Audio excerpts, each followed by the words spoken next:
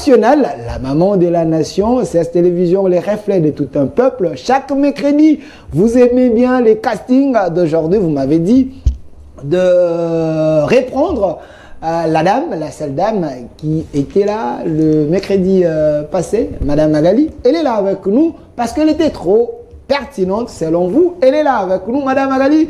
Soyez la bienvenue. Merci, Monsieur Delphin. Merci pour cette invitation. Je salue mes compatriotes qui sont ici sur le plateau avec moi. Je salue également tous les compatriotes qui auront l'occasion de nous suivre. J'aimerais aborder un petit biscuit. Pas de problème, pas de problème. Il s'est fait qu'il y avait des travaux qui avaient été lancés sur l'avenue qui donne vers le centre Wallonie-Bruxelles.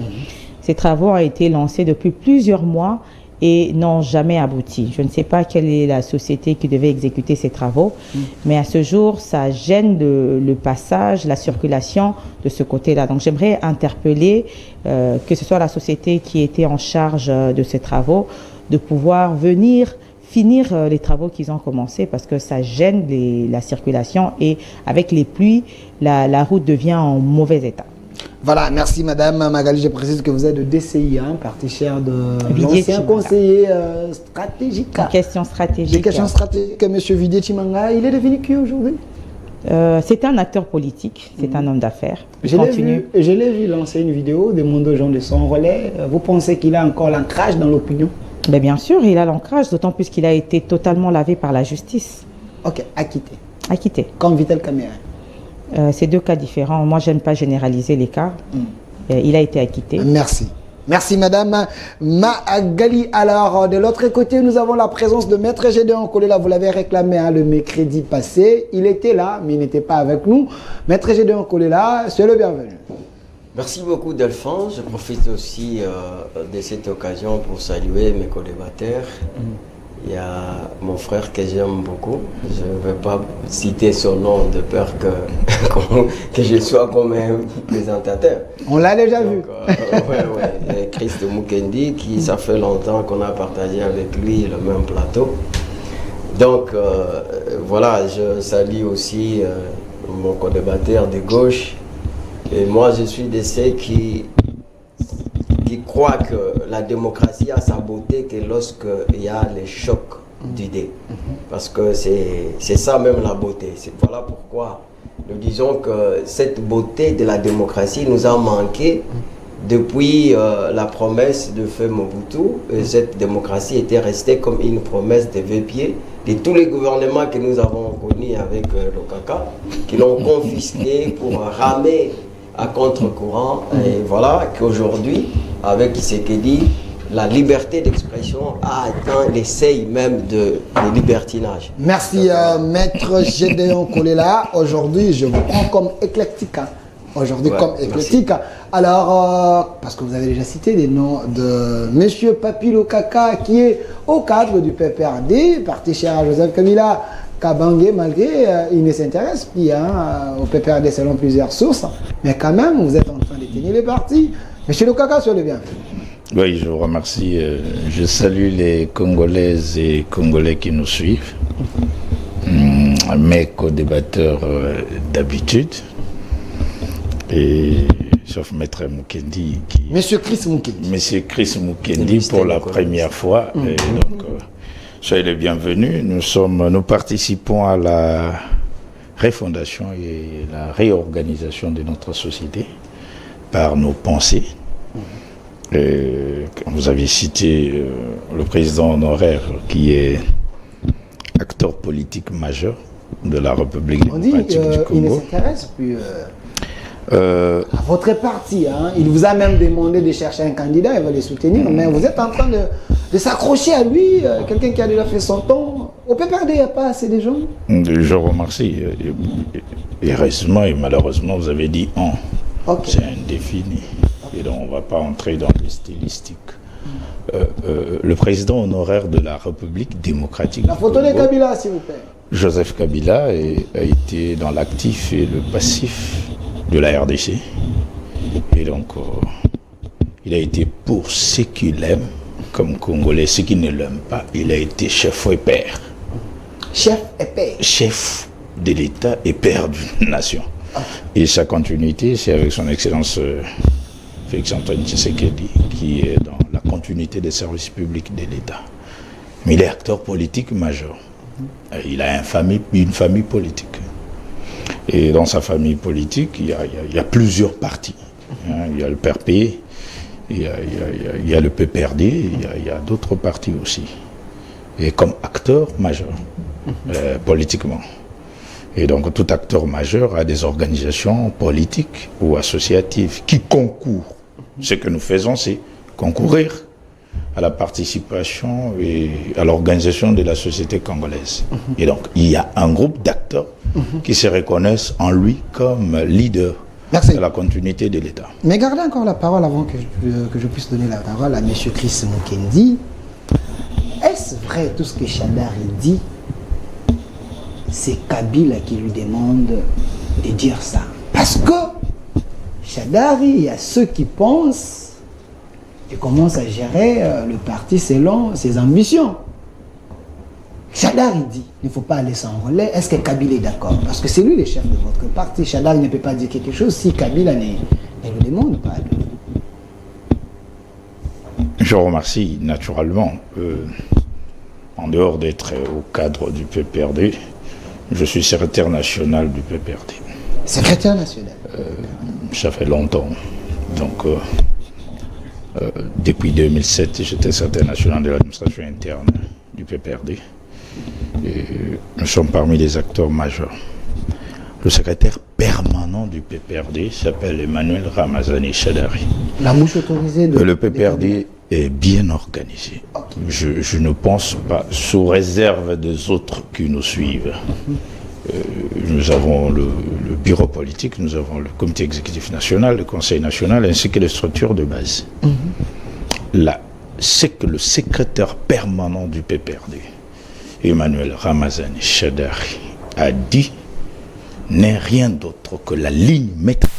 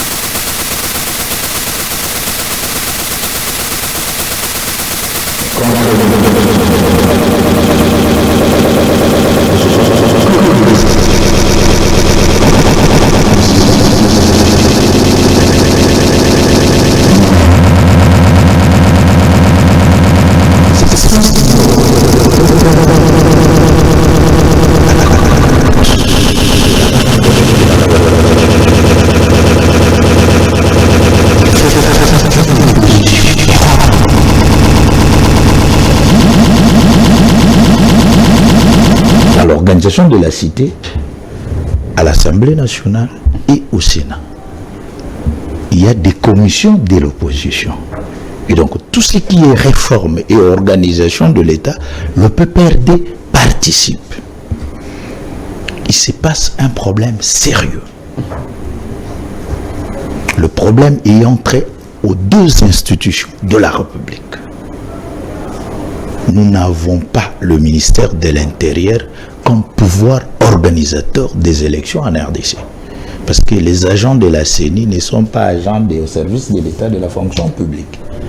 Compte tenu des sensibilités politiques, de manque de confiance, les Congolais se sont mis d'accord de mettre en place une organisation dite indépendante pour l'organisation des élections. Sous d'autres cieux, c'est l'État pouvoir organisateur avec ses fonctionnaires.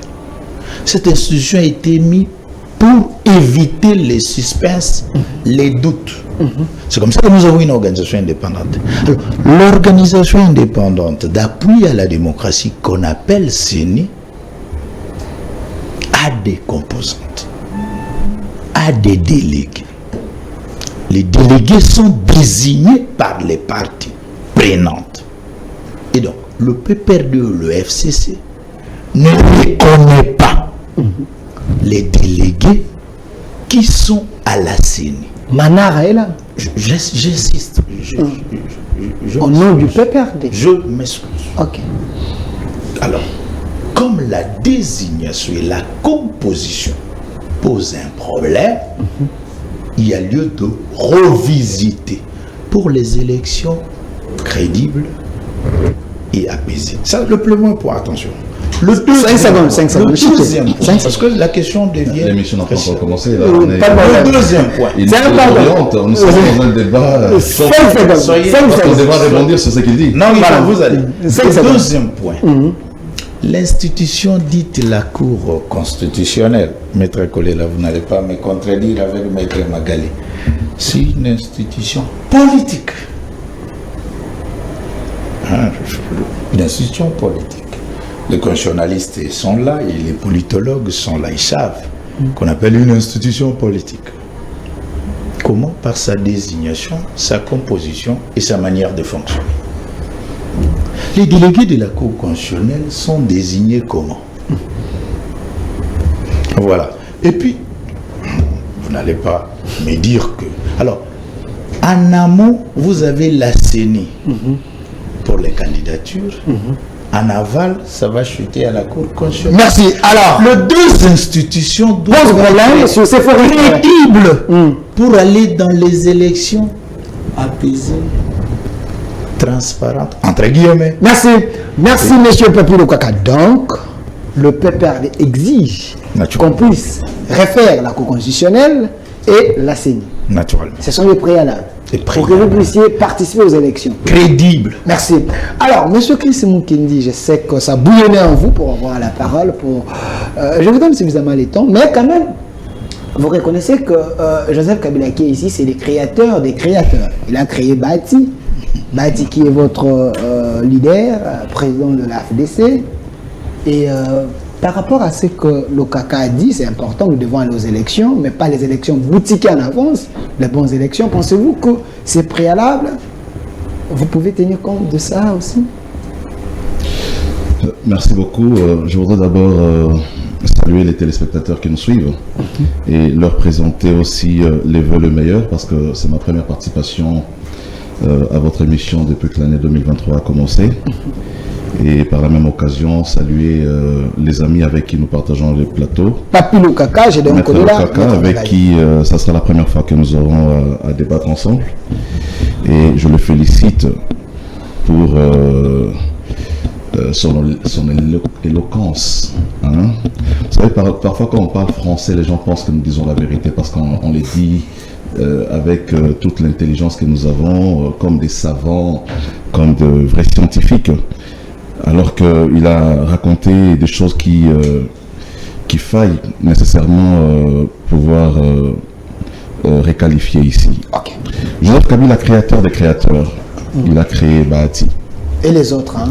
La première fois que je vois Joseph Kabila, c'est en 2001.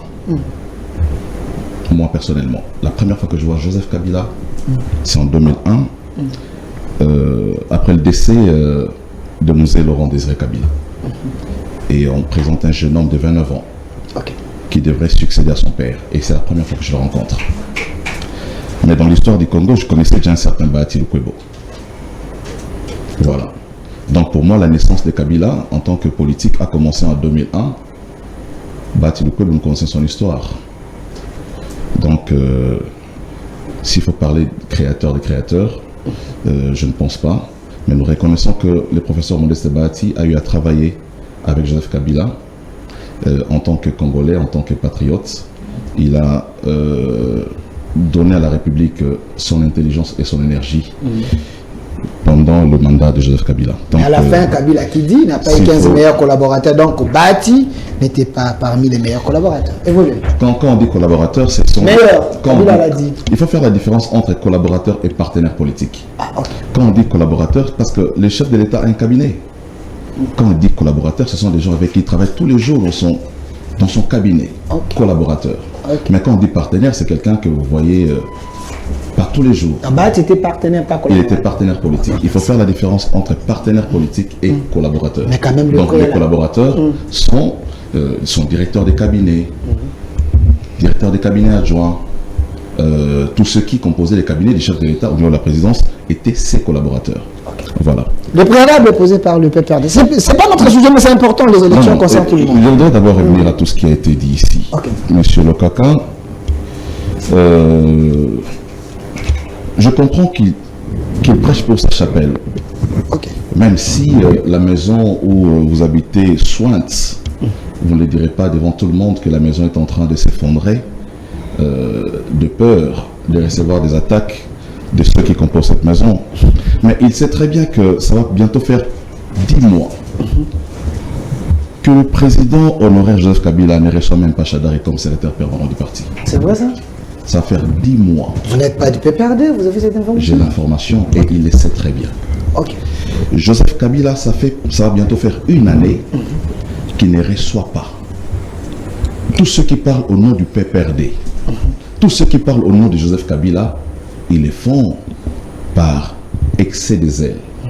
Et même la décision du PPRD de ne pas aller à l'enrôlement, c'est une décision prise par Chadari et son clic.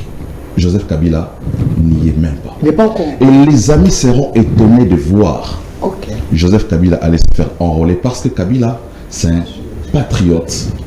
Kabila, il est respectueux des institutions. Kabila, il a le sens de la démocratie parce que Kabila lui-même a été un acteur majeur de l'alternance. Et Kabila s'inscrit dans cette démarche-là. Que les amis qui sont aujourd'hui, non pas dans l'opposition, mais dans la frustration, parce qu'ils n'ont pas choisi d'être dans les camps où ils sont aujourd'hui. Ils ont été poussés dans ces camps par la force, par Tshisekedi, lorsqu'il a fait son discours de 6 minutes, rompant la coalition FCC-Cash. Et ils se sont retrouvés dans les camps qu'ils appellent opposition, qui en réalité est le camp de la frustration. Mais les éléments soulevés quand même semblent être capitaux. Il faut aller aux élections. Il dit, non mais justement, tout le monde veut des élections apaisées dans ce pays. Vous allez vous rappeler que, en fait, j'ai compris que nos amis du PPRD se vengent de la politique de l'opposition de l'UDPS de l'époque. C'est vrai ça? Ils sont en train de reproduire tout ce que l'UDPS a eu à faire à l'opposition. Vous allez vous rappeler que l'UDPS a appelé les Congolais à ne pas voter le oui lors du référendum. En 2006. En 2005, référendum. En 2006, l'UDPS a boycotté les élections. En 2011, l'UDPS n'a pas reconnu le nombre de l'UDPS qui se sont retrouvés dans l'appareil électoral, la CENI. Ils ont dit qu'ils ne l'ont pas délégué. Aujourd'hui, le PPRD reproduit la même politique que l'UDPS a eu à imprimer dans l'opposition. Et moi, je ne suis pas du tout étonné de voir le PPRD se comporter de la sorte. Donc, les discours de Maître Papi Lokaka sur ce plateau ne m'étonnent pas du tout. Parce que je considère qu'il est en train de reproduire, d'imprimer la même politique, mais ils ne le font pas très bien. Ils sont en train de copier, mais ils copient. Merci, M. Chris Mukendi. Je vais revenir vers vous. Nous avons suffisamment le temps avec vous, Maître Magali. Ce n'était pas vraiment le sujet, mais ça vous concerne parce que vous êtes des acteurs politiques. Si aujourd'hui le PPRD ne participe pas aux élections, vous ne voyez pas que nous risquons d'avoir un président illégitime parce que le PPRD a tellement la masse, les gens derrière ces grands partis de Joseph Kabila Kabange. Alors il ne faut pas chercher l'inclusivité pour aller aux élections apaisées. Vous ne voyez pas que c'est préalable, il faut quand même en tenir compte. Monsieur Chris Mukendi vient de dire quelque chose d'important. En 2006, l'UDPS n'est pas allé aux élections. N'allez pas me dire que le PPRD draine plus de monde que l'UDPS. Mais malgré ça, on a eu des institutions. Le PPRD est implanté partout. Partout. L'UDPS également. L'UDPS également. L'UDPS draine des masses. Nous avons vu dans ce pays, à chaque fois que l'UDPS donnait un mot d'ordre sur des marches, nous avons vu plusieurs personnes marcher, nous avons vu des milliers, des foules. L'UDPS, c'est une grande force politique et personne ne peut me dire le contraire, même M. Lokaka ne peut pas me dire le contraire. Mais aussi, Achadar avait appelé les gens, si vous avez vu les gens. Nous avons eu des réponses timides lorsque Chadari lance un mot d'ordre ou appelle à une marche, il y a une réponse timide. Ce n'est pas comparable à ce que nous avons vécu ici dans ce pays. C'est pas un parti de masse, le PPRD? C'est moins que l'UDPS. Ok. C'est moins que l'UDPS. Il faut qu'on se dise des vérités.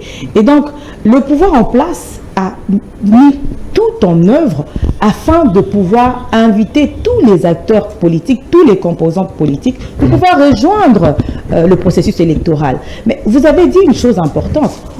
Le PPRD a un délégué à la CENI, Didier Manara. Oui, mais nous ne comprenons pas. Mais le parti ne reconnaît pas que Didier Manara est là. C'est une question d'impréparation. Le PPRD ne s'est pas suffisamment préparé pour les élections. Le PPRD cherche à pouvoir gagner du temps. Parce que c'est pas à ce moment où l'enrôlement a déjà commencé qu'ils veulent encore venir imposer des préalables pour pouvoir empêcher la machine de pouvoir avancer. Le train est déjà en marche. C'est à eux de revenir à la raison et de rejoindre le train qui est déjà en marche. Vous pensez que le PPRD a peur des élections? Je le pense, parce que le PPRD sait que la population l'a vomi. Merci. Maître Magali, cadre d'un parti politique DCI, parti cher à Villiers-Chimanga. C'est vrai, la thématique d'aujourd'hui, la RDC face aux défis à relever, on va prendre deux axes. Il y a défi sécuritaire et le défi de la diplomatie. On en parle sur ces plateaux avec mes invités, mais avant cela, Maître Gédéon, il va payer les arriérés, si réellement il y a les arriérés. Mais donnez-moi la photo du Saint-Père, Pape. C'est important parce que lui, il vient en RDC, on ne sait pas, pour bénir la RDC, pour nous sauver, nous aider, ou ça serait comment? Je préfère que cette question, Maître Gédéon, ouvre la question. Maître Gédéon Kolela, vous êtes éclectique. Pape arrive en RDC. Quel est l'impact de son arrivée en RDC au moment où nous savons que c'est une église, comme toute autre église? Nous avons le kimbanguisme ici, les Sikatènes et autres. Quel est l'impact? Bon, comme vous l'avez dit, je vais répondre à cette question. Vous avez que 3 minutes. Je ne vais pas prendre beaucoup de temps par rapport à cette question de Pape, parce que je ne partage pas la même foi avec lui. Okay. Voilà. Mais je le respecte étant donné que c'est un patriarche de l'Occident. Voilà. De l'Occident. Donc, il a le statut d'un chef d'État. Donc il faut savoir. Maintenant, vous savez, la démocratie, c'est un cadre par excellence où on doit restituer la République entre les mains des citoyens qui le veulent pour jouer le rôle décisif et déterminant dans la prise des décisions de l'action publique. En fait, l'enjeu, c'est le partage du pouvoir décisionnel. Et c'est ainsi que ce peuple peut exercer ce pouvoir d'une manière directe ou indirecte par les courtiers que nous appelons les députés. C'est dans ce cadre-là que nous disons que les élections sont organisées au fait parce qu'il s'agit de la volonté permanente du peuple congolais qui doit renouveler le mandat de ses élus. Et aussi, le vote a toujours été sanction pour les gens qui n'ont pas bien exercé leur mandat. Maintenant, on parle du PPRD. Je pense que je vous ai dit la fois passée ici, avec beaucoup de respect, que avec mon frère Lokaka, parce que j'ai toujours pensé que lui n'a pas été parmi les immigrés clandestins qui ont été concoctés pour aujourd'hui nous produire ce que nous voyons ici, parce que le PPRD, c'est le fruit des entrailles de l'AFDEL. Et quand on voit l'AFDEL, on voit RCD, on voit CNDP. Aujourd'hui, nous avons M23.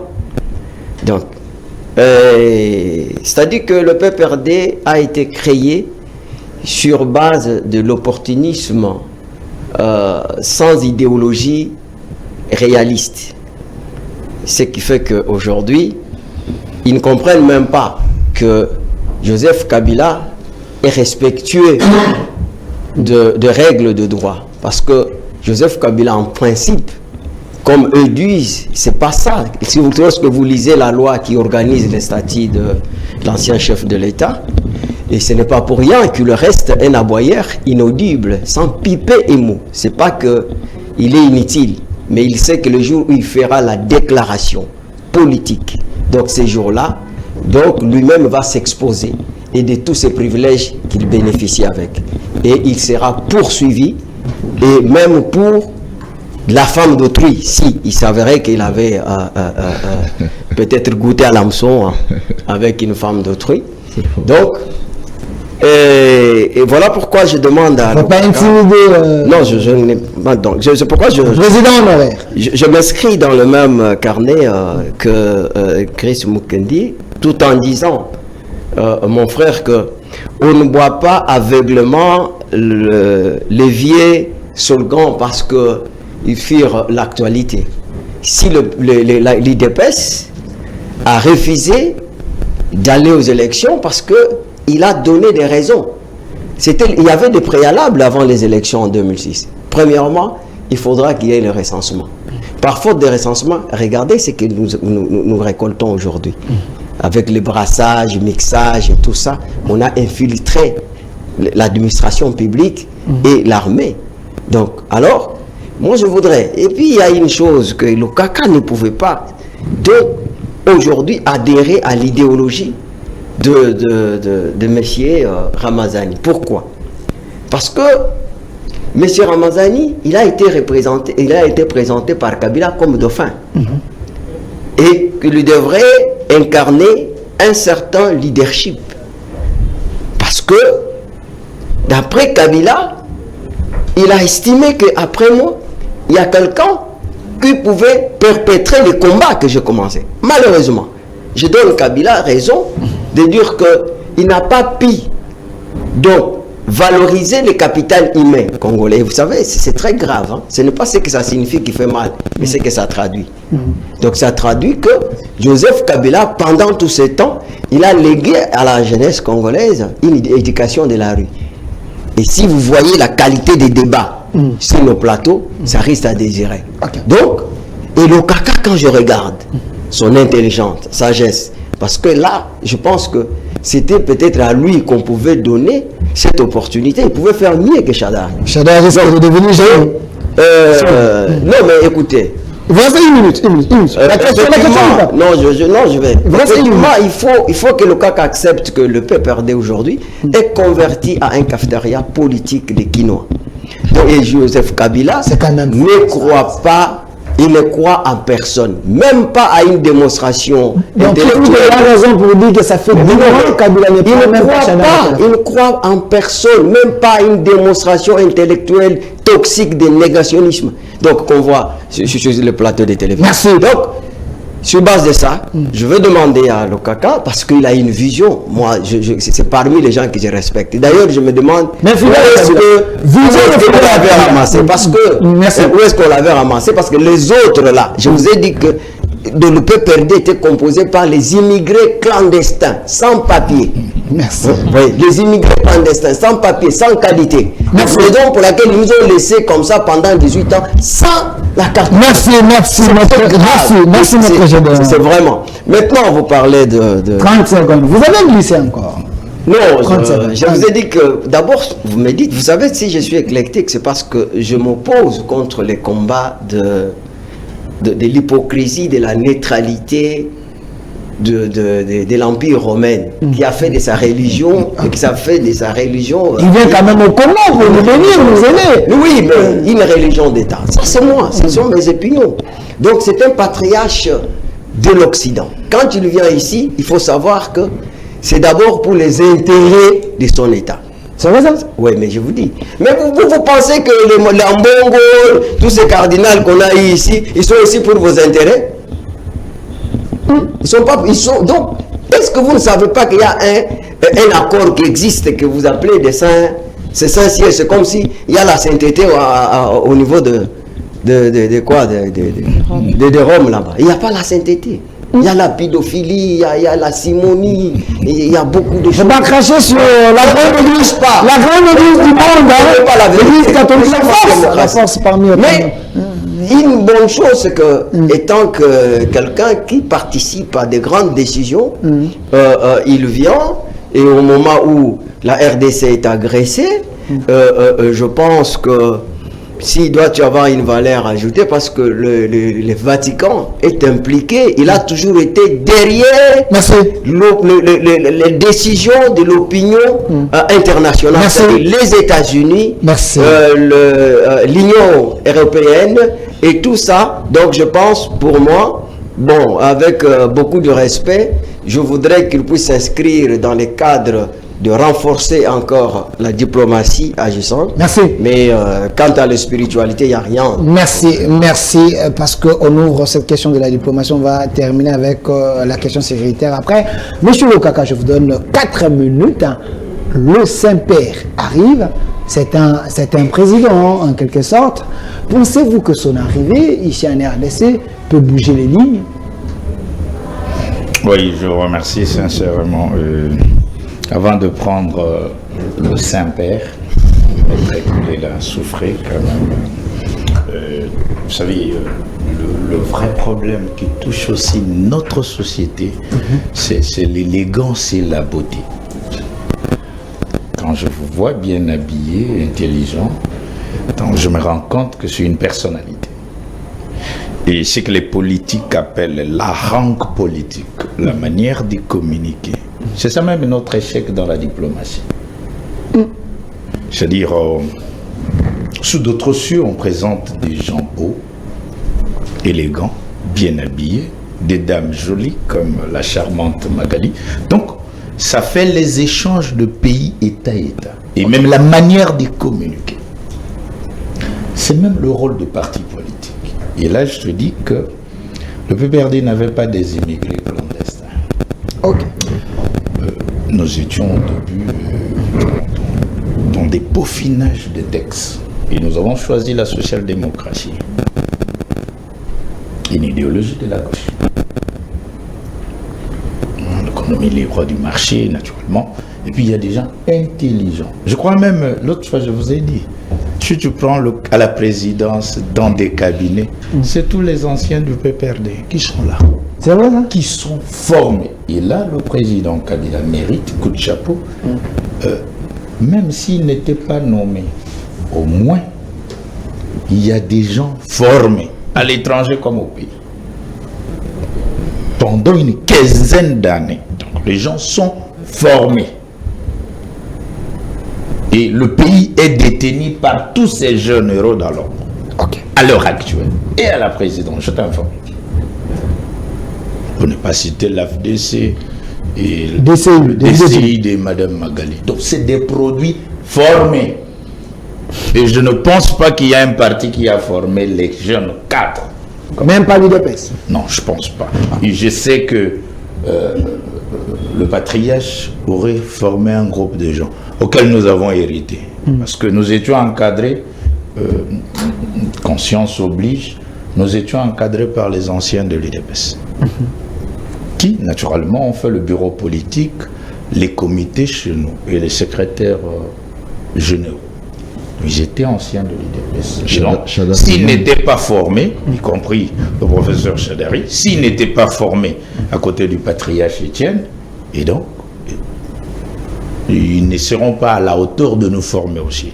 Et donc, nous avons hérité les gens formés aussi du mouvement populaire de la Révolution. Moi-même, j'étais pionnier. Vous n'étiez pas ici. Nous, on était recrutés comme pionniers prêts pour la Révolution. Heureusement que la Révolution est venue. Donc, il y avait quelque chose qui préparait déjà, tu vois. Le mouvement populaire préparait les gens. Pionniers, prêts pour la Révolution. Et donc, c'est comme s'ils savaient qu'il y avait une révolution qui allait venir.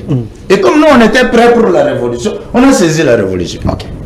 Et donc, pour dire que nous, personnellement, nous étions encadrés par les anciens du mouvement populaire de la Révolution, de l'UDPS, de l'IDI, IDI de Papa Kengo, tous ces anciens se sont faits comme nos maîtres et dont nous avons bénéficié. Merci. La question. Donc, maintenant, quant à sa sainteté Saint-Père, nous sommes le produit de l'Église catholique. Moi, je suis protestant. Je m'en souviens encore, Père Vincent Walker, qui nous disait, petit, moi je quittais chez moi sans enfant, sans femme. Je viens mourir ici à la forêt pour vous former. Et donc, l'Église catholique romaine a formé les gens. Et puis, il y a trop d'illuminés et qui sont morts dans l'anonymat. Ils sont dans nos cimetières, dans des villages. Tous ces prêtres qui n'avaient pas de femmes et d'enfants, qui sont venus uniquement porter la lumière. Et donc, par guise de reconnaissance, donc nous ne devons pas saper à leur mémoire, parce que notre existence aussi, c'est leur mémoire. Et notre force, c'est leur mémoire. L'avantage, c'est quoi? Nous saluons, et ça, je remercie son Excellence, Monsieur le Président de la République, pour la venue de Saint-Père en République démocratique du Congo. Et c'est historique pour le Sud-Outre-Sud. Il y a un enjeu économique aussi. Okay. Il y a aussi un enjeu politique. Avec une délégation de 4000 personnes. Vous vous rendez compte? 4000 véhicules auront les carburants qui seront achetés. 4000 personnes seront logées. Donc sur le plan du tourisme, donc, sa venue est économique, culturelle. Il y a ceux qui n'ont pas vécu le Congo de Lumumba, de Kimpavita, de Mboviyanda. Ils vont vivre avec l'arrivée, le monde. Bon, ça dit vendre l'image du Congo. Et donc, pour nous comme politiques, et ce qui nous rend difficile dans notre pays, c'est ce langage. Nous avons ce style-là entre nous des investifs. De s'attaquer. Nos styles en diplomatie, c'est-à-dire, on n'a pas de bons diplomates, c'est-à-dire le rapport qui existe entre la politique et les mensonges. C'est comme ça qu'on les appelle diplomates, c'est-à-dire avec un discours courtois. Et donc, nous saluons sa présence. Mais moi, j'avais une petite recommandation personnelle pour sa présence. 5 secondes. J'ai aimé l'endroit où on devrait célébrer la messe du Saint-Père. Maintenant, je me dis, compte tenu de Contou, je dis, sur le plan de l'accueil, sur le plan de mouvement des personnes, les sorties, l'endroit, ça m'engage que moi, ne serait pas capital. Je pensais que cette chapelle pouvait être au stade de Martyr. Et là, vous aurez des gens bien assis, avec le mouvement d'évacuation des personnes. Ça peut contenir les gens et même les véhicules dans les parkings. Au cas où il y a la pluie. Et vous savez que nous, Africains, des grands esprits, quand ça arrive chez nous, par rapport à Nzambe-Mpungu, on l'accueille toujours dans la pluie. Et cet environnement, c'est comme ça que je propose, si ça pouvait être délocalisé au stade de Martyr, ça pouvait bien contenir... Merci Monsieur Papilo Kaka, Monsieur Christ Mukendi, je vous donne 5 minutes pour cette question avant de passer à la question sécuritaire. Pensez-vous que l'arrivée du pape sur le plan diplomatique peut jouer, parce qu'on dit c'est un président, il y a ceux qui pensent que c'est le pion de la communauté internationale. Je crois que les opinions sont libres. Tout comme Maître Gédéon, je ne partage pas la foi catholique. Je crois que le pape revêt une double qualité. La première qualité, c'est un homme d'église. Il incarne l'église catholique. Et je pense que le premier bénéficiaire de son arrivée chez nous au Congo sont beaucoup plus les catholiques, parce qu'ils seront en contact avec leur autorité spirituelle. Je crois que c'est quelque chose d'important pour la foi des catholiques de pouvoir communier avec le pape. Mais le deuxième statut du pape, c'est... Vous savez que le Vatican est considéré comme un État. Et il vient avec cette qualité comme un chef d'État aussi, le pape. Et je crois que ce n'est pas le moindre des chefs d'État, s'il faut les prendre dans ce sens-là. Et je ne voudrais pas me faire des illusions sur son arrivée ou sur l'impact de son arrivée, mais je crois que politiquement, tout comme diplomatiquement, il y a des conséquences de l'arrivée de pape ici chez nous dans le pays. Mais comme je le disais tout à l'heure, je ne prendrai pas beaucoup de temps pour épiloguer sur la question du pape qui ne siège pas au Conseil des Nations Unies. Voilà. Il y a des organisations qui ont été mises en place. Des organisations auxquelles nous croyons. Des organisations dans lesquels le Congo a eu à signer de la charte d'appartenance. Mais ces organisations ont été jusqu'aujourd'hui incapables de pouvoir apporter la paix au Congo. Okay.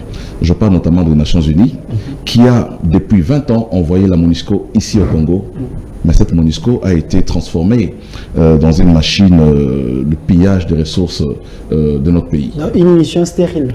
Voilà. Nous avons aussi adhéré à l'Union africaine, qui a été incapable de pointer du doigt le Rwanda qui nous agresse aujourd'hui. Nous sommes dans les organisations de la SADC, COMESA, on est partout. Voilà, donc je ne peux pas espérer que par la simple venue du pape, que nous puissions bénéficier de tout ce qu'on a eu à espérer des organisations internationales jusqu'à ces jours. Mais son aura, il draine de foule, l'humanité tout entière croit en lui parce que c'est un saint. Vous ne pensez pas que sur le plan diplomatique, il peut jouer la médiation pour qu'on ait des solutions? Je disais que les opinions sont libres. Hein? Je salue même la pertinence de l'intervention de Papi Lokaka sur la question. Je suis vraiment frappé d'admiration parce qu'en tant qu'économiste, je suis économiste de formation, je vois les conséquences de sa venue aussi. Quand il parle du tourisme, il a raison. Quand il parle des conséquences économiques, il a raison. Les hôtels se feront d'argent. Voilà, les carburants seront... Donc il y a une incidence économique qui sera la conséquence de la venue du pape au Congo. Mais en ce qui concerne notre attente majeure, le Congo, tu posais la question ici, je crois que c'est même la thématique de l'émission, qu'est-ce qui demeure pour nous les plus grands défis? Le plus grand défi pour nous demeure l'instauration de la paix au Congo. Et je ne crois pas que la présence du pape est suffisante pour apporter la paix au Congo. C'est l'homme de la paix? Je dis... L'Église symbolise la paix. Mais l'Église, nous sommes un État laïque. Quand vous parlez de l'Église, moi je ne crois pas au pape. Voilà. Donc, mon ami qui est en face là ne croit pas au pape. Moi je suis de la borne. Donc, le pape, pour moi, s'il vient, je dis... Mais c'est l'Église influente dans le monde. Mais justement, on a parlé... L'Église catholique peut même influencer les institutions. Voilà pourquoi je parlais des deux statuts du pape. Les statuts d'homme d'Église et les statuts d'homme d'État, puisque le Vatican est considéré comme un État. Donc, je dis... mais le plus grand défi demeure l'instauration de la paix, et je ne pense pas que la présence du pape est suffisante pour pouvoir nous apporter... Le défi sécuritaire, on va en parler. Maître Magali Dossi, je précise bien, vous êtes cadre de DCI, Parti Charavidier. Chimanga, la même question à vous. L'arrivée du pape peut changer les choses, parce que vous êtes sans ignorer que la RDC est agressée, nous avons des problèmes. Quand nous avons un Saint-Père qui arrive, le monde entier a peur de lui, les respecte, ça peut jouer quand même. C'est vrai que les avis sont mitigés autour du pape, parce que certains disent que c'est un patriarche de l'Occident qui défend plus les intérêts de l'Occident que les intérêts de nous autres Africains. Mais j'aimerais me joindre à ce que mes compatriotes ont dit ici sur ce plateau, c'est que la venue du pape aura un impact économique. Ça, c'est indiscutable. Et puis, le pape est un partenaire qu'il faudrait avoir pour soi plutôt que contre soi. Je pense que le pape, le Vatican, peut influencer d'une manière ou d'une autre à un certain niveau. Et donc, nous ne pouvons pas négliger le fait, la venue du pape, d'autant plus que sa venue va aussi attirer l'attention sur la RDC. Donc, plusieurs, si pas le monde entier, auront... Les caméras seront braquées sur la RDC. Et c'est une occasion qui nous est offerte de pouvoir dénoncer à la face du monde le complot que vit la RDC, cette agression. Et donc, moi, je salue cette venue. Je pense que cette venue tombe à point nommé et va bénéficier à la RDC. Contrairement, peut-être, même si nous ne partageons pas la foi catholique, mais nous voyons le pape comme un acteur qui peut nous aider à nous faire entendre, qui peut nous aider à avancer d'une manière ou d'une autre. Parce que, comme vous le savez, le défi de la RDC, le défi majeur, reste le défi sécuritaire. Et donc, le pape peut aussi être une voix qui peut porter aussi la voix de la RDC dans une certaine mesure. Ce n'est pas un pion de la communauté internationale. Je vous ai dit ici que les avis sont mitigés. Okay. Mais le pape reste un humain et le Vatican reste un État qui aussi peut aller dans un sens ou dans un autre, selon les sens, selon ses intérêts. C'est ce que je suis en train de dire.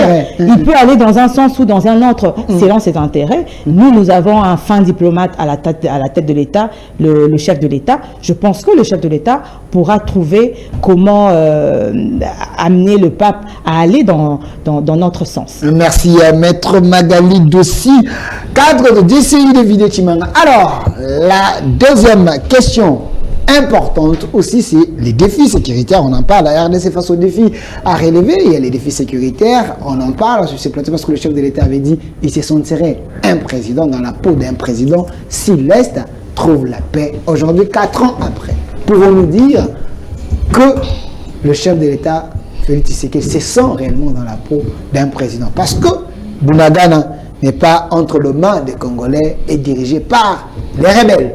Alors, monsieur Tati, donnez-moi ici derrière l'avion là, Sukhoi 25. Sukhoi 25, voilà. Récemment, nous tous, on était très contents. Je me rappelle avoir reçu Ngoï Kassonji, il m'a dit l'erreur que notre pilote avait commise de sillonner l'espace du Rwanda, c'était quand même une belle erreur. Alors aujourd'hui, notre Sukhoi 25 a été attaqué par le Rwanda. Il y a eu 2 missiles, mais la bonne nouvelle est qu'il n'y a pas eu de mort. Pouvons-nous dire, je vois la question avec M. Gédéon Okolila, que la RDC n'a plus de raison de se cacher, il faut maintenant déclarer la guerre contre le Rwanda, parce que là, on nous a attaqué sur notre propre sol. Merci beaucoup, M. Delphin, pour cette question. Mais tout en étant d'accord avec mon estimé Maître Magali. Magali Dossi. Et parce que je suis quelqu'un qui reste dans l'esprit des displanalité et aussi de la transplanalité. C'est-à-dire que je crois à la radicalisation d'éthique. Parce que je crois à la radicalisation d'éthique, je reste quand même sensible aux apports des autres. Okay. Mais la lecture que j'ai sur l'aspect commémoratif du passé de cette église catholique me partage entre l'indignation et l'indifférence. Parce que cette église a participé à tous les coups que le Congo est victime aujourd'hui. La traite des Noirs. Okay. Vous allez voir que c'est l'église catholique ou l'église, c'est soi-disant. Moi, je n'aime pas appeler ça l'église parce que Kaleo ne signifie pas, signifie mettre... Vous avez que 3 minutes. Alors, il n'y a pas de problème. Je peux parler peu, parler bien, que parler beaucoup et ne rien dire. Donc, voilà. Maintenant, je vois l'esclavagisme. Et que c'est cette église qui a joué le rôle de relais de ramification ou de passerelle pour la ramification. Et que c'est cette église qui nous a enseigné, qui a enseigné aux Noirs de croire plutôt qu'à réfléchir, qui errait les pauvres. Vous voyez, on voyait nos mamans là qui cultivaient dans des marasmes économiques, mais quand ils voient les sangos, ils donnent tout. Vous voyez? Et c'est cette église parmi les prêtres, il me l'a bien dit. Mais les prêtres nous ont laissé d'autres enfants ici comme les Mouyambo. Vous voyez? Vous dites. Donc, et ces députés, ces patriotes avaient besoin quand même qu'ils puissent avoir grandir avec leur père, mais ils ont grandi avec leur mère. Les prêtres nous ont... Vous êtes un peu passioniste, évoluons. Non, nous nous complétons. C'est un débat.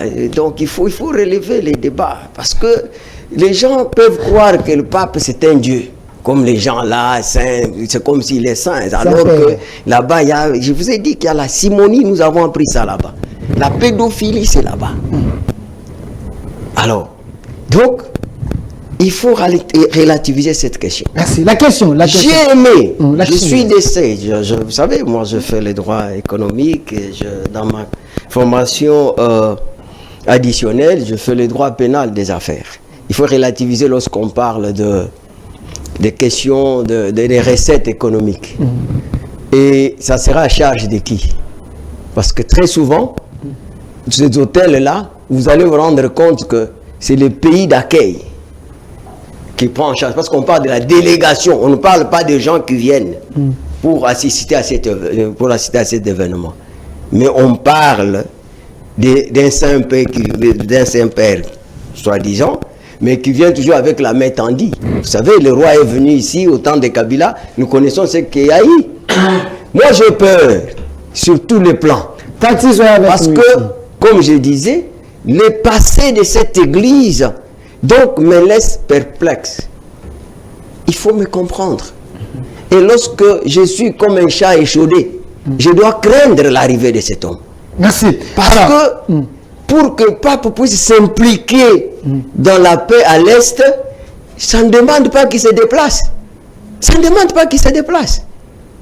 Ces déplacements, quand je vois Ambongo qui s'est opposé ici contre la gratuité, il faudra que Tshisekedi se déplace pour convaincre le pape et pour que l'accord soit revu. Il y a beaucoup de choses. Il faut cet accord économique-là, donc, nous coûte beaucoup. Mais l'Église catholique est suffisamment organisée pour recevoir les saints-pères. Ce n'est pas vraiment notre débat. Et voilà, non, il est dans le milieu. Et il faut voir qu'ils sont devenus très gentils, les prêtres, actuellement là. Ils sont pas... J'ai vu le Premier ministre. Ils sont à sourire. Mais quand il va donner le dos, vous allez voir les déclarations des choses. Merci alors. Bon. La question, une minute. La question est-ce qu'il faut déclarer la guerre officiellement au Rwanda? J'ai des lectures. Parce que la licéité de la légitimité de France est consacrée dans la charte des Nations Unies. C'est-à-dire le principe de la proportionnalité et de la réciprocité. Et que s'il s'avérait effectivement que notre avion a été attaqué par les Rwandais, nous avons le choix. Mais maintenant, le problème, parce que nous savons qu'avec une entreprise criminelle qui écoute que, donc pour écouter la voix de la raison, il faut l'usage de force.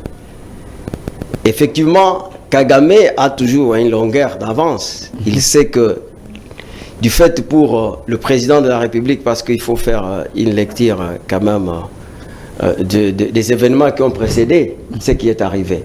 Il faudra que le chef de l'État puisse répondre à la réunion qui a été au Qatar, je pense, où le Qatar il a été invité, a voulu jouer la médiation, c'est-à-dire offrir les bons offices.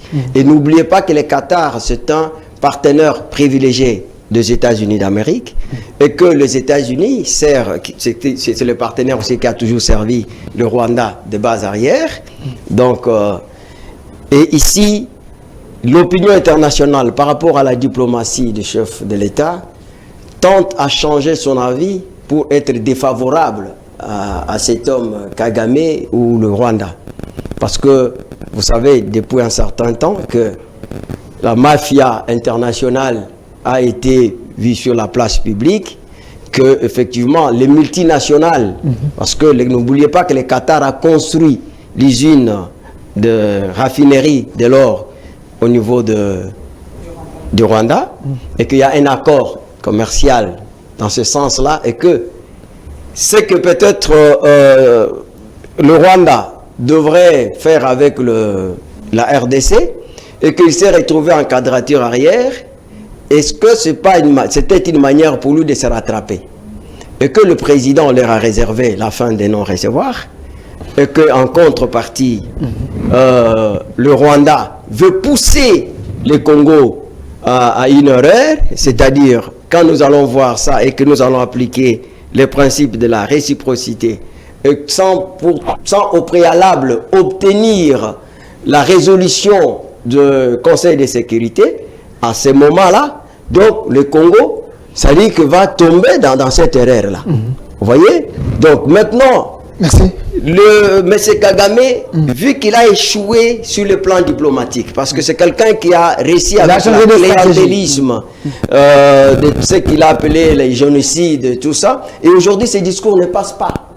Ces discours ne passent pas, et que l'opinion internationale, parce qu'il faut toujours établir la différence. Je vois, parce que vous savez, la communication, c'est une pratique scientifique.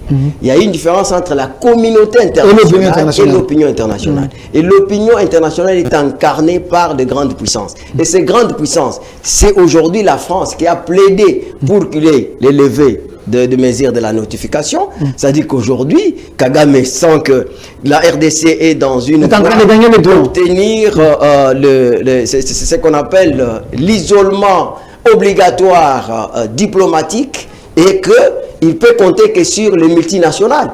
Alors ces multinationales, parce qu'ils ont leurs intérêts, donc il a tenté qu'il passe par les Qatar, il n'a pas réussi, et maintenant il peut tenter pour avoir... je pense que Tshisekedi ne va pas se merci pour votre analyse, vraiment j'ai aimé. Et Monsieur Papy Lokaka, la même question. Vous êtes quand même du PPRD, vous avez eu à chasser les M23, je me rappelle bien. Et aujourd'hui, sous le régime Tshisekedi, les M23 a refait surface. Mais hier, quand même, on a vu l'attaque.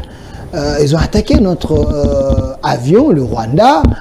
Qu'est-ce qu'il faut faire? Vous êtes dans l'opposition, mais quand même, ici, c'est l'intérêt national. Oui, je vous remercie. Je suis avec Maître Collet là. Je pense que vous avez un contentieux personnel avec l'Église catholique. Je crois que ça... Il y a un contentieux personnel avec l'Église catholique. Un contentieux, alors il faut résoudre ça. Hein, donc vous ne pouvez pas. C'est comme les Congolais. Parmi nous, il y a des bons Congolais. Et puis il y a des bandits congolais, des fous. C'est-à-dire, dans la globalité, le faux évolue qu'avec le vrai. Et donc, naturellement, vous ne pouvez pas conclure que l'Église serait mauvaise dans toutes ses formes.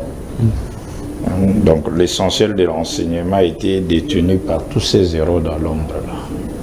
Ils ont fait un grand travail parce qu'on chassait l'obscurité.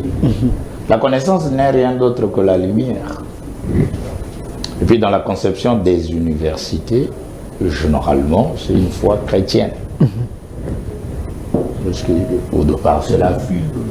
Et donc, on ne va pas contredire Cheikh Anta Diop dans l'anthropothéo-cosmologique de l'Égypte pharaonique, mais naturellement, nous n'avons pas mis tout ça. Tout ce que moi j'ai avec toi au village... Que ça soit la fragilité conceptuelle. Non, tout ce que nous avons, moi et toi au village, n'a jamais été... Heureusement, on n'a pas d'écriture, moi encore, les documents. Donc on a la tradition orale. Et donc, les autres nous ont amené un peu la lumière. La question ici pour toi, c'est... Les Chinois aussi ont connu l'Église catholique. Voici ceux qui sont devenus. Les Indiens, les Japonais. C'est à toi. Hein, ton socialisme scientifique congolais. Et puis, le cardinal Maloula parlait du rite zaïrois. Hein, tout ça, c'était adapter l'Église par rapport au... C'est à nous.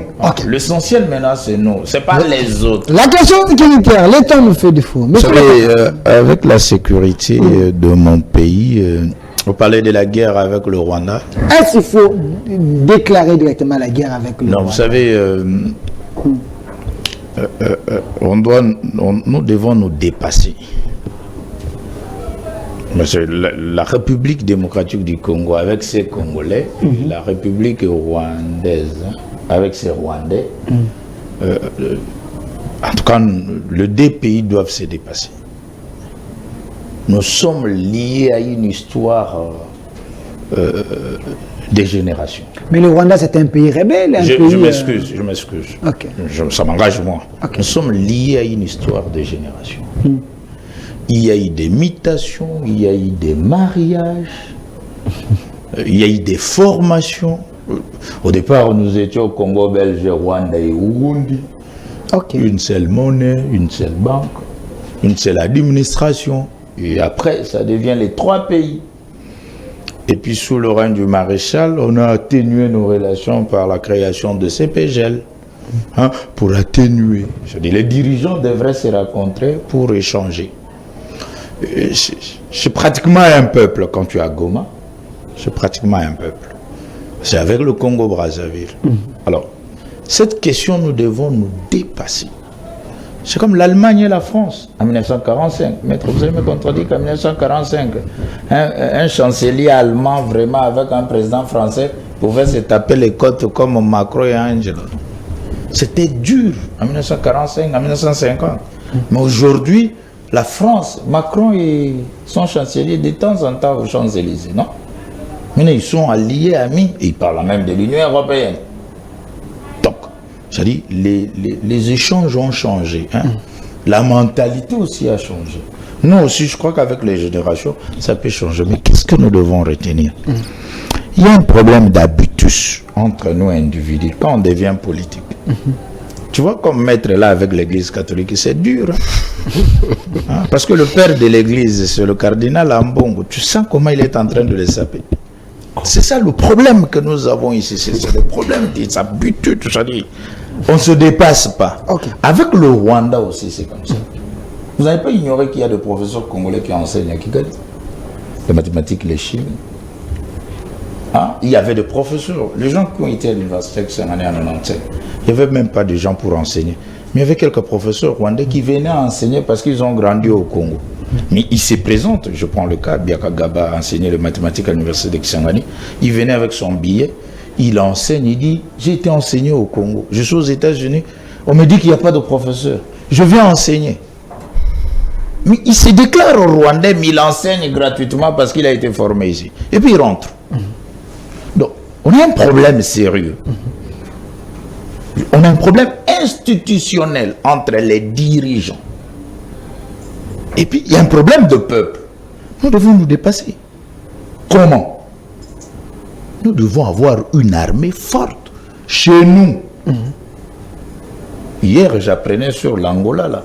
Le pétrole vient de Mwanda. Il y a des problèmes. Mais ce n'est pas majeur. Parce qu'on ne parle pas de ça. Au Congo-Brazzaville, je parcourais le Centrafrique entre là. Mais c'est terrible avec les pénétrations des Mbororo et compagnie. Ici, avec la Zambie, on a des problèmes avec nos frontières. Mais c'est fait qu'un peuple a été instrumentalisé au Rwanda, naturellement. Mais les multinationales, j'ai aimé quand vous avez parlé de la mafia, mais je m'excuse parce que je vais citer un pays où le Saint-Père vient aussi. La mafia de l'Europe est installée. La mafia de l'Europe est installée. J'ai écrit quand vous avez cité la mafia internationale.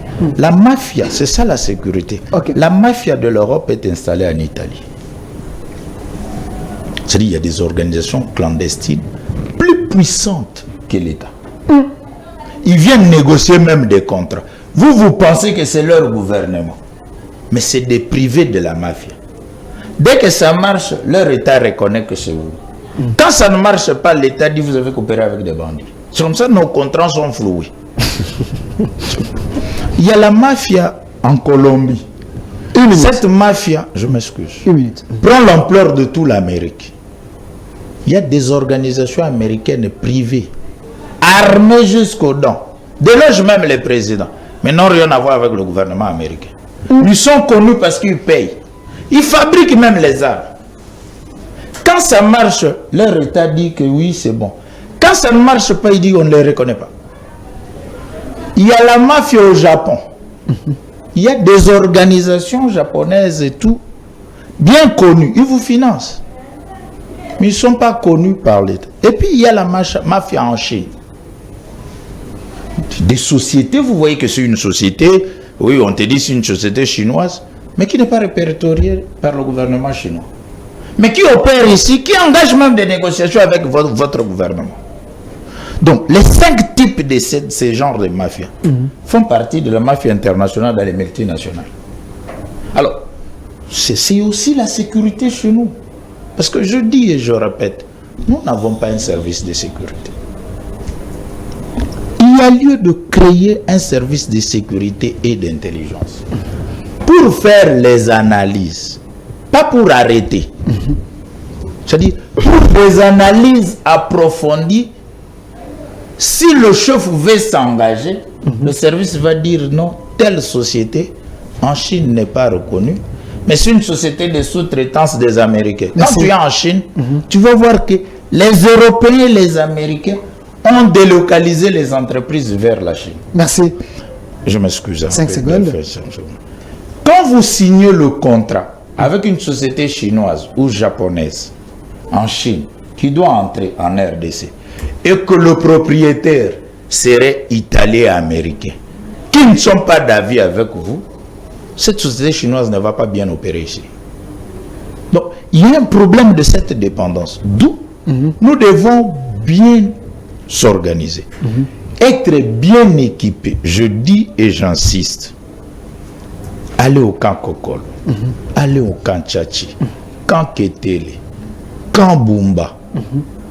Le vécu quotidien des militaires demeure un problème. Merci. Il faut un plan pour étudier, pour nous tous, le logement, le transport, qu'on appelle solde. Après avoir tout eu. Merci, merci monsieur. Merci monsieur Lokaka, autant de messages. Vraiment, les gens ont aimé ces plateaux. Monsieur Chris Moukeni, je vais vous donner suffisamment de minutes pour répondre sur des questions parce que les gens vous aiment aussi beaucoup. Alors, pensez-vous, la même question, que la RDC doit agir ou réagir? Si vous voulez réagir, comment pour éviter les pires? Merci pour la question. Je vais répondre. Mais je voudrais quand même revenir sur tout ce qui a été dit autour de cette question aussi, pour compléter ou contredire un peu ce que j'ai entendu. Il faut dire que le discours de Maître Lokaka et son discours scientifique est correct. Correct. Il dit que les deux pays doivent se dépasser. Très bien. Mais nous sommes en face d'un régime qui ne souscrit pas à cette démarche-là de se dépasser. Nous sommes en face d'un régime qui a montré 1000 fois qu'il était de mauvaise foi et que l'objectif poursuivi par ces régimes était en réalité la conquête des terres chez nous. Et ils l'ont démontré par plusieurs mécanismes. Le chef de l'État a eu à le dire, quand M. Lokaka a dit qu'on doit se dépasser, c'est très bien. Le chef de l'État a eu à le dire devant la jeunesse de mon pays que nous n'avons pas un problème avec le Rwanda. Notre problème, c'est le régime de Kigali, de M. Kagame, qui est un régime rétrograde. Des anciens dirigeants dont la philosophie est restée dans la mentalité de l'époque d'Alexandre le Grand. Donc c'est face à ces messieurs-là que nous avons affaire. Et il faut les traiter comme tels. Il a dit que nos services de sécurité, on n'a pas un service de sécurité. Mais nos services de sécurité ont été affaiblis par la politique qui a été menée par le régime précédent. Lorsque nous avons pris notre pays, nous avons pris les services de sécurité, la défense. Nous avons remis entre les mains de quelqu'un qui sous-traitait pour le Rwanda. Dans 1+4, nous avons levé l'option de pouvoir donner nos services, notre sécurité nationale au Rwanda. Non, il y avait Azaria Sourbewa. Ben justement. Est-ce que depuis que l'agression rwandaise a commencé, vous avez vu Azaria Sourbewa dénoncer l'agression du Rwanda contre le Congo? Il a voulu voyager, on l'a... Avez-vous vu M. Nyarugabo, député national congolais, s'est levé contre l'agression de la RDC? On lui voulait même qu'on négocie avec... Voilà, donc il y a déjà un problème. lorsque vous dites que votre question des nationalités, votre nationalité elle est exclusive, chez eux là-bas, ils ne perdent pas leur nationalité d'origine. Peu importe le fait qu'ils aient acquis 5 autres nationalités, 10 autres nationalités, mais ils continuent à garder leur nationalité d'origine, contrairement aux Congolais. Et lorsqu'ils se retrouvent dans vos services de sécurité, dans vos services de renseignement, mais ils travaillent pour leur pays. Raison pour laquelle M. Lokaka dit, nous n'avons pas de service de sécurité. Okay. Ce sont des services de sécurité très infiltrés. Donc, le problème se trouve à ce niveau-là. Mon frère, Gédéon Collé l'a dit tout à l'heure, que Kagame a une longueur d'avance. Mais justement, il ne peut qu'avoir une longueur d'avance parce que vos soi-disant Congolais qui sont ici travaillent pour son compte. Lorsqu'un avion décolle d'ici, on lui dit il y a un avion qui vient de décoller. Pour telle direction. Et il prend des précautions. Il est mieux informé. Mais ce n'est pas une honte. 4 ans après, vous avez ce discours. Dans 4 ans, vous pouvez tout changer, non? Pour que Kagame n'ait plus l'accès à... je ne sais pas. Non, mais vous savez combien aussi il est affaibli, les messieurs, en interne comme en externe, par la diplomatie de Tshisekedi. Il faut reconnaître aussi. Okay. Mais on n'a pas tout arraché. Okay. Il a encore des services qui fonctionnent ici, au sein de notre administration, au sein de la police, au sein de l'armée, au sein de nos services de renseignement. C'est un travail qui a été fait pendant plus de 2 décennies. Donc, Tshisekedi en 4 ans ne peut pas tout vider. Mais je crois qu'il ne faut pas céder à la provocation aussi. Parce que ce qui est arrivé hier, avec les tirs sur cet avion de chasse, ça s'appelle de la provocation. Okay. J'ai aimé les communiqués, le gouvernement congolais a réagi. Mais vous savez, on ne réagit pas sous l'émotion. Un État réagit froidement aussi. Pourquoi je dis cela? Il ne faudra pas que nous puissions céder à cette provocation. Donnez-moi la photo de moi. Nous risquons de céder à la diversion que le Rwanda voudrait nous soumettre. Pourquoi je le dis? Parce que nous avons encore des territoires ici au Congo qui sont occupés par les Rwandais. Donc il ne faudrait pas ouvrir plusieurs fronts au même moment avec le Rwanda et leur permettre de pouvoir profiter de cette brèche qu'ils ont ouverte pour pouvoir finaliser leur projet en République du Congo. Donc, je dis, la RDC devrait se concentrer à chasser l'ennemi du territoire et non ouvrir d'autres fronts. Les chasser comment avec une armée régionale? Non, justement, contester déjà à Goma, à l'Est. Hein. Moi, je n'ai jamais été pour la question de cette armée-là. J'ai toujours soutenu les FARDC, mais aussi, il faut reconnaître que le FARDC dont nous parlons a été aussi victime de la même infiltration.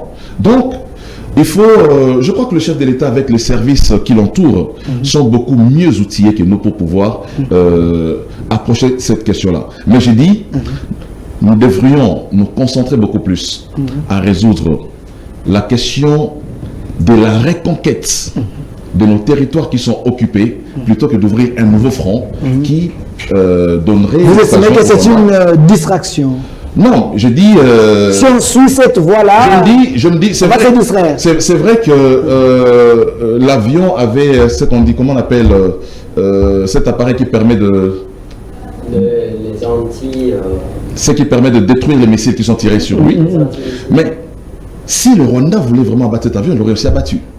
Et c'est comme ça que je dis, ils cherchent à créer de la diversion, pour que nous puissions leur suivre dans cette voie-là.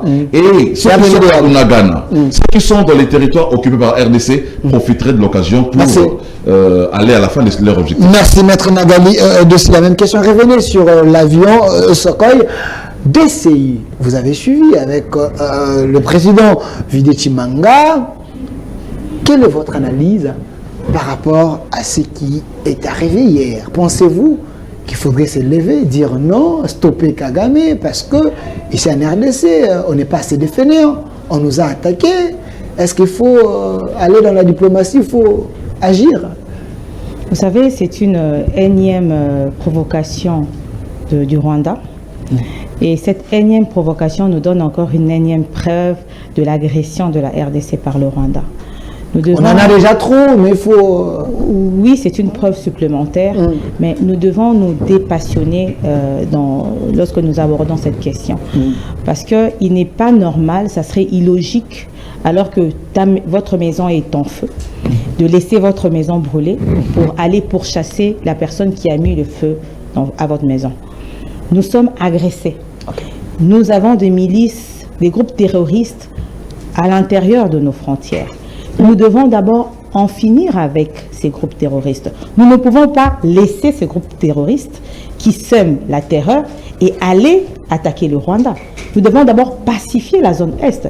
Et puis n'oublions pas, le Rwanda continuera à jouer à la victimisation. N'oublions pas que nous sommes face à un complot mondial. Il ne faudra pas qu'on puisse donner une opportunité aux détracteurs de la RDC de pouvoir bondir dessus pour pouvoir balkaniser la RDC.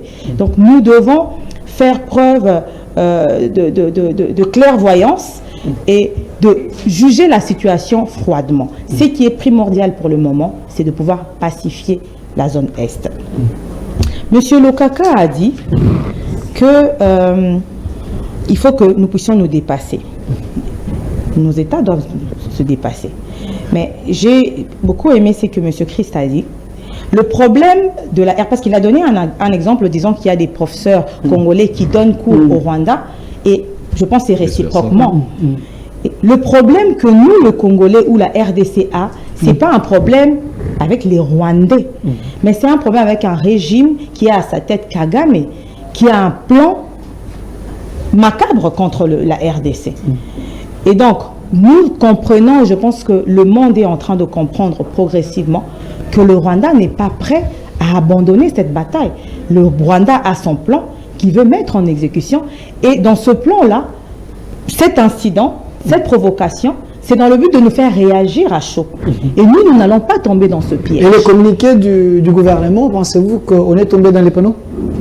Nous ne sommes pas tombés dans le panneau, puisque c'est que certaines personnes auraient souhaité que nous puissions déclarer la guerre, que nous puissions aller agresser le Rwanda. Mais nous ne sommes pas dans cette optique. Nous sommes dans l'optique de dénoncer encore cette énième agression dont nous sommes victimes. Mais quand Jésus-Christ dit il ne faut pas agir sous la précipitation, en quelque sorte, c'est comme si les communiqués devaient être outillés, en quelque sorte. Bon, je ne sais pas si c'est ce que M. Christ voulait dire, mais moi je pense que ce communiqué tombe à point nommé parce que le gouvernement doit réagir aussi à chaud pour calmer aussi la population, pour fixer la population. Le gouvernement ne doit pas attendre que les jours passent avant de réagir. Alors, s'il y avait des morts, on pouvait aussi rester dans le communiqué. Mais aujourd'hui, il y a des morts à l'Est. Ça serait une énième mort. Et malgré cela, nous, le gouvernement a un plan, a des stratégies qu'il est en train de mettre en place pour faire finir, arrêter cette hémorragie. Nous devons être confiants à notre gouvernement, nous devons être confiants au président de la République qui a un plan pour emmener le pays à être pacifié. Et donc, s'il y a une énième mort que nous allons déplorer, que nous allons condamner, mais nous allons continuer dans notre stratégie, nous n'allons pas tomber dans le piège du Rwanda. Monsieur Christ n'est pas d'accord avec l'armée régionale. Avec l'armée régionale. Je pense que peut-être que vous je dis... pas totalement d'accord. C'est une option. Mais parce que nous voulons... Je voudrais quand même réagir. C'est mon temps de parole. Voilà. M. Christ aura le temps de réagir. Okay. Contrairement à M. Christ, moi je pense que cette décision du chef de l'État a été prise après avoir... bien analyser la situation. Le chef de l'État ne prend jamais une décision sur un coup de tête. Et donc l'EAC est un soutien, est un appui pour les FARDC. Mais nous comptons premièrement sur les FARDC. Nous ne cesserons de compter sur les FARDC parce que ce sont les FARDC qui livrent le combat sur le champ de bataille. Et c'est grâce aux FARDC que nous gagnons, que nous récupérons certains territoires. C'est grâce aux FARDC que nous empêchons aussi le M23 de pouvoir conquérir d'autres territoires. Merci. Merci Maître Magali Dossi. Parce qu'on me fait signe, on est à la fin. J'aimerais que nous puissions terminer avec cette question. Monsieur Tati, donnez-moi la photo de nos soldats. Les FARDC. J'ai eu, il y a une semaine ou bien des semaines, la Turquie, les Turcs, ils sont venus nous remettre le matériel, les armes et autres. On a filmé. Je me suis dit, est-ce que c'était pas fait à dessein, comme ça on vient remettre à une armée les matériels et puis on filme? Du moment que même la RTNC est suivie partout dans le monde. Il faut compter sur notre armée, FARDC, oui, ils sont là. Mais j'ai l'impression, quelqu'un m'a dit, nos soldats sont démotivés. Démotivés. Ils ne sont pas bien payés. Et puis récemment, j'avais suivi le ministre de la Défense, que tout ce qu'on envoyait là-bas, une fois de plus, on avait détourné. Comment faire pour armer nos soldats, les motiver, afin qu'ils se battent pour que la RDC sorte dans le gouffre? Maître Gédéon Kolela, vous avez 1 minute, comme mot de la fin, le caca et les autres, vous aurez 1 minute, on termine. Bon, parce que vous parlez d'1 minute, et c'est que je n'aurai pas le temps parfois de rebondir à certaines choses que le caca a dit ici, jusque même à dire que le PPRD a formé les cadres alors qu'il a reconnu lui-même pour se contredire que même Ramazan Chadari venait d'une autre école et que le président Kabila le Mouzé, avait recruté tous les interfédéraux de l'IDPS. Ce sont ces gens-là qu'on a considérés comme des cadres. Donc, Obé Minakou était un parlementaire debout qui dirigeait le parlement debout vous voyez les moyens changés. Et c'est lui qui Mais ça, c'est l'histoire. Oui, mais c'est-à-dire que... Nous parlons le même langage en complémentarité, mais vous voulez dissiper... Non, je voulais juste dissiper le malentendu. Non, c'est-à-dire qu'ils ont aussi la formation des sous-armes. Parfois que vous êtes en train de fouiller. Merci, bon, mais il y a des choses importantes. Vous savez, d'abord, cette guerre est structurelle. Et n'est pas conjoncturelle. C'est ce que les gens oublient. Parce que la guerre, ici, il faut savoir que c'est un événement. Et chaque événement mondial a toujours une vocation de léguer ses victimes et ses concepts. Il y a des concepts qu'on n'étudiait pas. Donc moi, quand je fais le droit, je n'avais pas étudié les concepts de violence sexuelle. Et c'est venu avec les guerres qui ont couvert une période de 92 jusqu'à Tchétchénie et consorts, Rwanda, il faut savoir.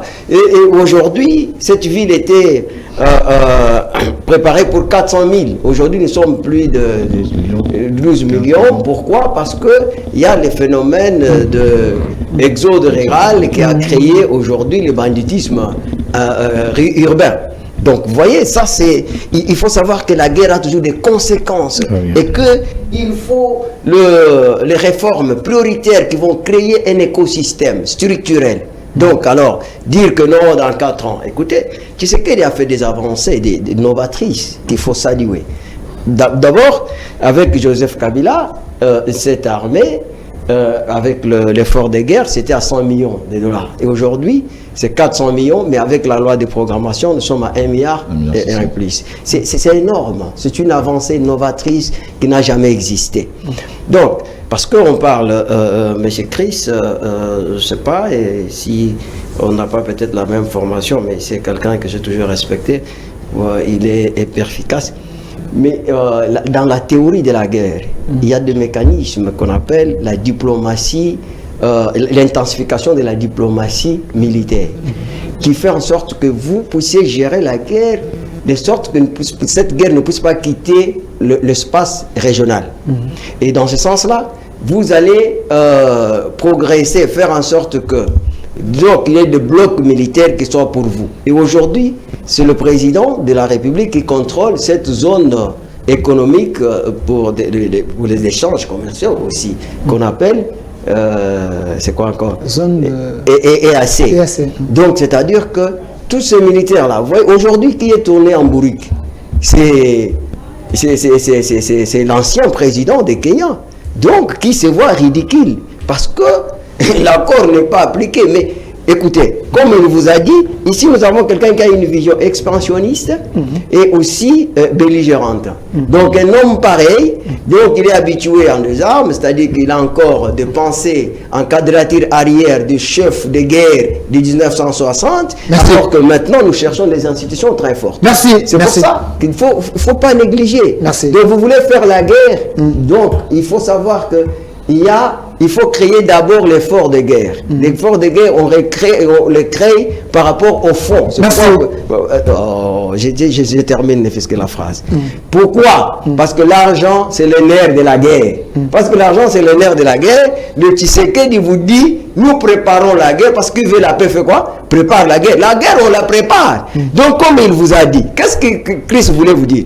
En évitant la procrastination, on tombe dans les démocrations. Pourquoi? Parce que, donc, vous allez tomber dans les précipitations.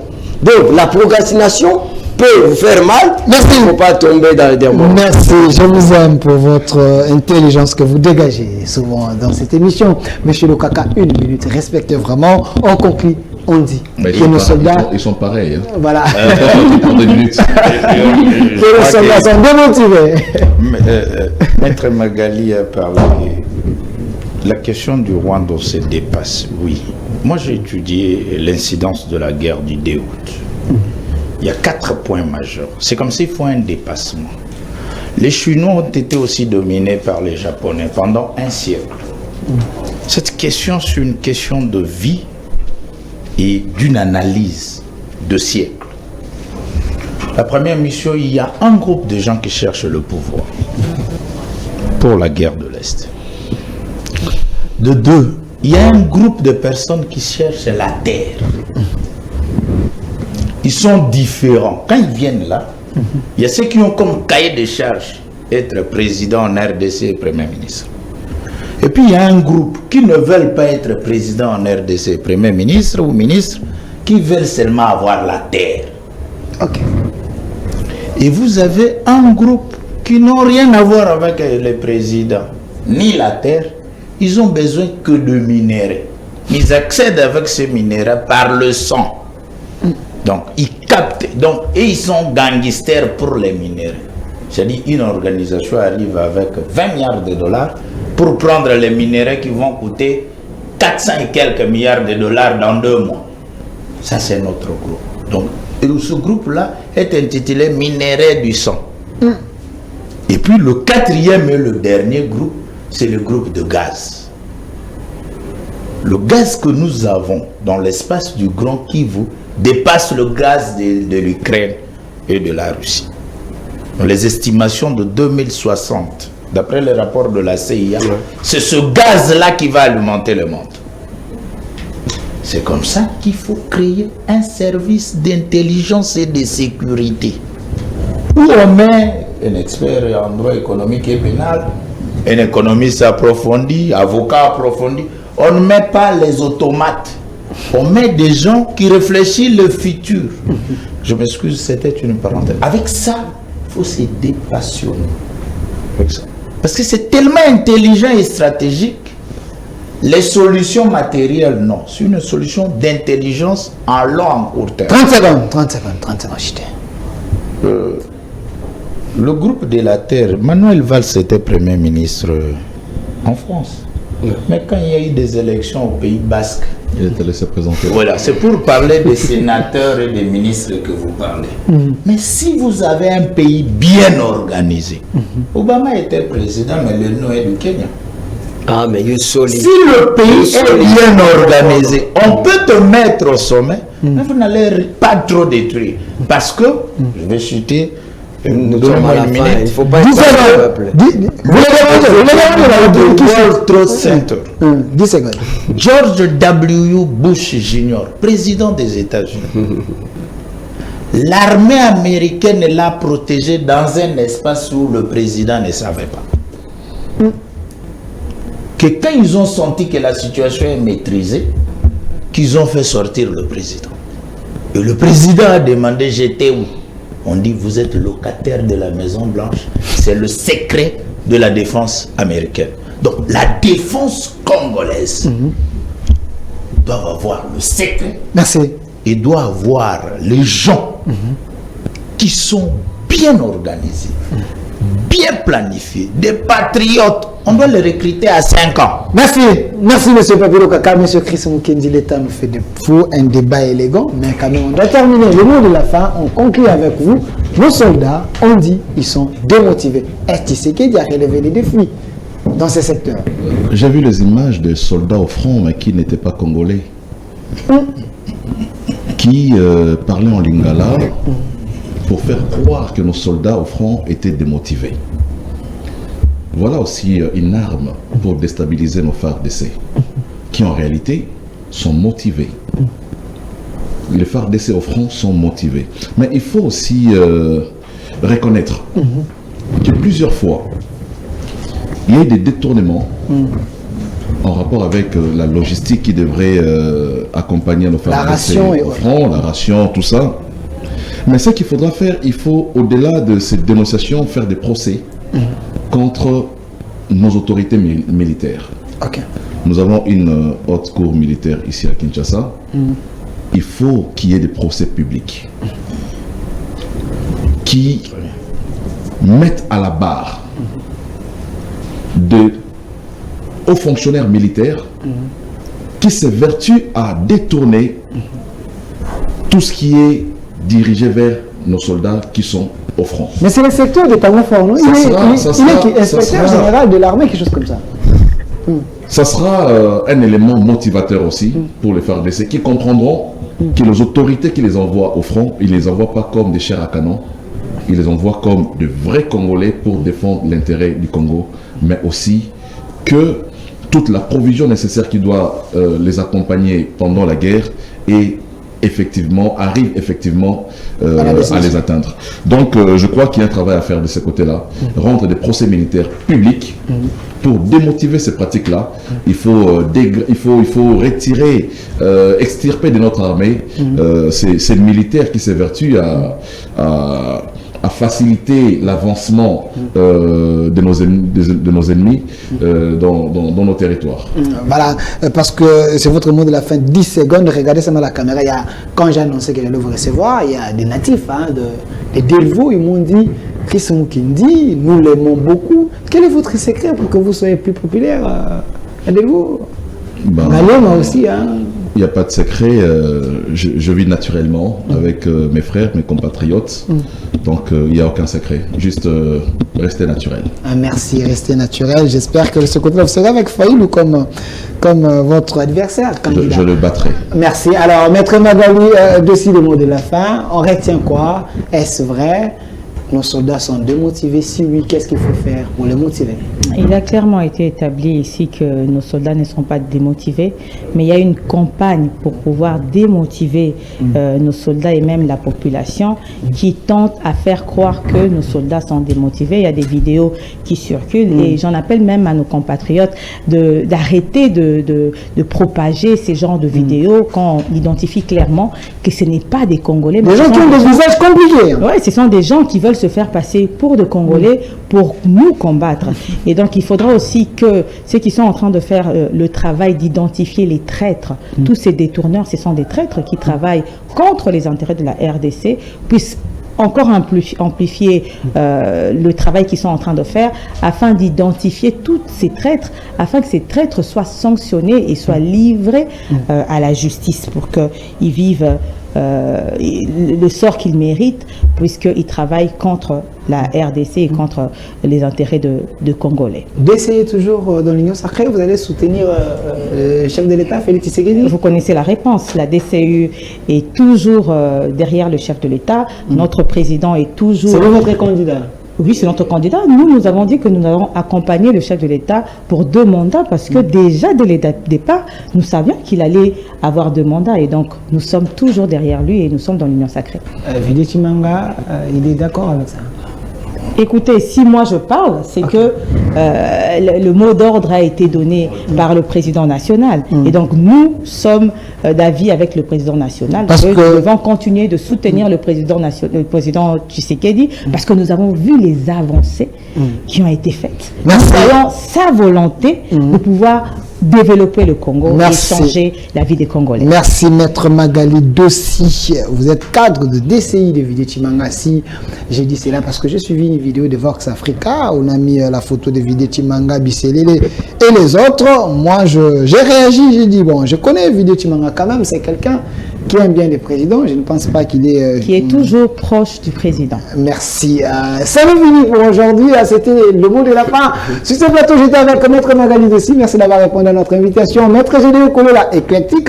Merci d'avoir répondu à notre invitation. Monsieur Papi Lokaka, au cadre du PPRD, les fils préférés de la maman nationale. Merci d'avoir répondu à notre invitation également à Monsieur Chris Mukendi, au cadre de la FDCA du sénateur Bahati Lukobo, lui qui avait déjà dit il va soutenir le chef de l'État. Il n'a pas attendu le moment d'enrôlement ou des élections. Il s'est déjà prononcé que son candidat... Non, j'ai dit, il s'était prononcé. Merci et suivez la rediffusion de cette émission à 22h aujourd'hui sur la chaîne de la maman nationale. C'est chaque jour, du lundi au vendredi, 11h en direct, 22h rediffusion. Restez fidèles à nos programmes. Derrière la caméra, M. Jean-Pierre avec son compagnon. Là-bas, la réalisation, M. Tati qui était là. Merci à vous.